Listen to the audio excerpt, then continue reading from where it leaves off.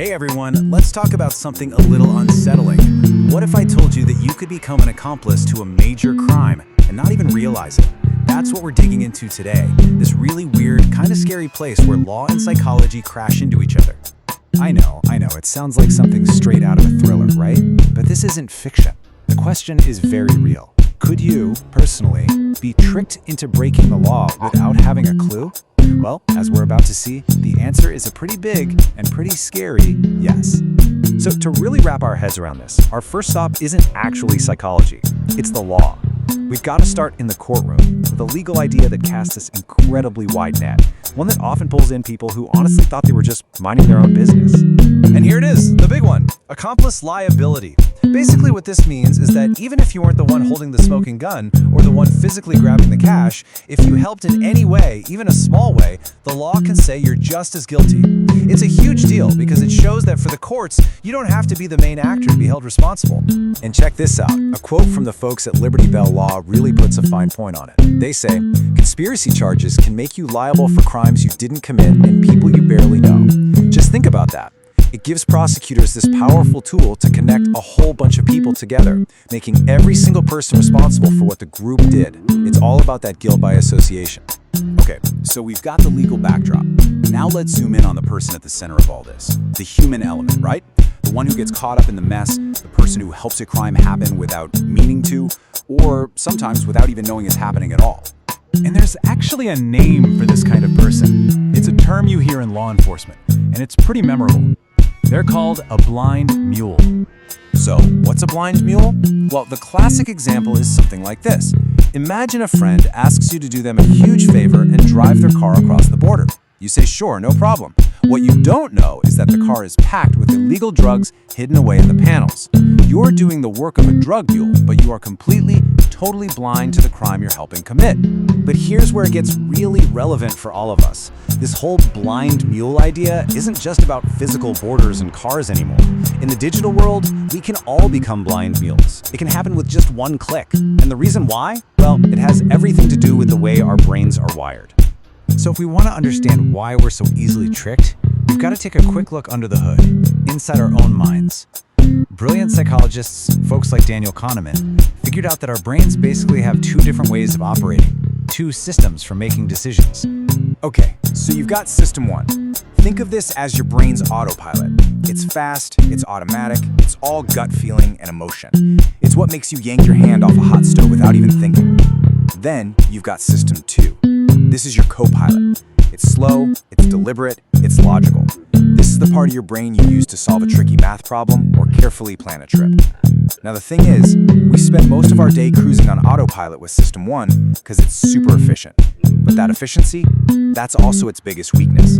And just how big is that weakness? Get this. Cybersecurity research shows that a mind-blowing 98% of all cyber attacks, they're not about finding some genius flaw in the code. Nope.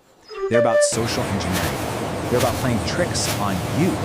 They're designed specifically to target that fast, automatic system one. They're not hacking your computer, they're hacking your brain. So how do they actually pull this off? Well, attackers have this whole toolkit of psychological tricks they use over and over again. The goal is always the same. Bypass your slow, careful system two and go straight for your automatic, impulsive system one. A brilliant researcher named Robert Cialdini broke these down into what he calls the principles of persuasion. Think of these principles as like psychological levers. Social engineers know exactly which ones to pull to get us to do what they want. They tap into our most basic human instincts, our tendency to obey authority, our need to pay back a favor, our fear of missing out. Let's break down a couple of the biggest ones. First up, authority. This one is a super powerful lever. We are just hardwired to obey people we see as authority figures. So when you get that urgent email that looks like it's from your boss, or a scary-looking notice from the IRS, your automatic system one just snaps into, uh-oh, I better do this now mode. That combo of authority and urgency is the perfect recipe to make us act first and think second, if we think at all. Okay, next we've got reciprocity. You know that feeling when someone does something nice for you and you feel like you have to do something nice back? That's reciprocity. And normally, it's a good thing. It builds friendships and strong teams. But attackers, they twist it. They'll do you an unsolicited favor or give you some little gift, all to create this feeling that you owe them. And then once you feel indebted, that's when they ask you to click a link or give up some info. And then there's scarcity. This one is all about FOMO, the fear of missing out. Every time you see limited time offer, or only 2 left in stock, or that terrifying your account will be deleted in 24 hours, that's scarcity at work. It creates this fake sense of urgency, and it panics our fast-thinking System 1 into making a rash decision before our slow, logical System 2 can even wake up and ask, wait a minute, is this for real? So what happens when these tricks work? When an attacker successfully pulls one of these levers on you? Well, you don't just become a victim. It's worse than that. You become their tool.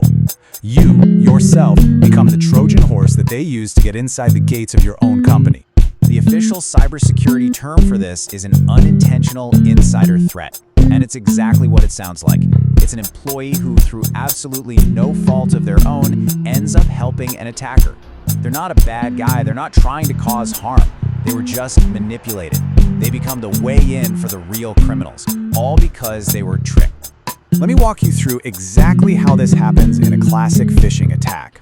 Step 1. An urgent email hits your inbox. It looks like it's from IT support. Step 2. Your fast, emotional System 1 kicks in and you panic a little. Step 3. You click the link without really thinking about it. Step 4. You land on a login page that looks exactly like the real one, so you type in your username and password.